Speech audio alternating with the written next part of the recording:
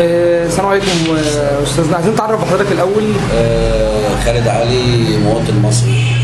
استاذ خالد، انا مراسل وكاله انباء فارس الايرانيه. كنا عايزين نعرف راي حضرتك في استعاده العلاقات المصريه الايرانيه في ظل حكم الدكتور مرسي المنتمي للتيار الاسلامي او لجماعه الاخوان المسلمين.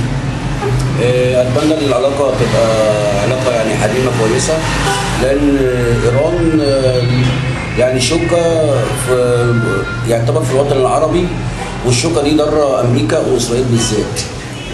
فانا اتمنى العلاقه تبقى كويسه بحيث يعني تقوى ما بين مصر والسعوديه وايران. الثلاث دول دول يعني انت شايف ان مصر والسعوديه وايران يشكلوا قوه جامده او منطقه الشرق الاوسط. طيب هل انت شايف ان في صعوبات بتواجه الموضوع ده؟ يعني هل في ضغوط او بعض القوى بتحاول منع استعاده العلاقات المصريه الايرانيه؟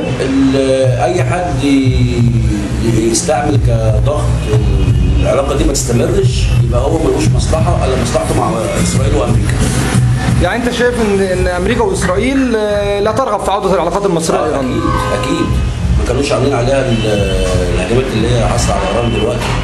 لا فرض العقوبات والى اخره عشان الحاجات النوويه بتاعتها. طب يعني تقدر تقول، يعني نعتبر دي رساله مواطن مصري للدكتور محمد مرسي، هل تنصح الدكتور محمد مرسي باستعاده العلاقات مع ايران؟ اتمنى يعني ترجع العلاقه وتبقى علاقه حميمه جميله جدا. شكرا. ويستفاد بيها يعني يعتبر يعني الامه العربيه كلها، مش مصر يعني شايف ان العلاقه هتكون مصالح متبادله للطرفين؟ اكيد طبعا، اكيد طبعا. طب هل لك مخاوف من هذا الموضوع؟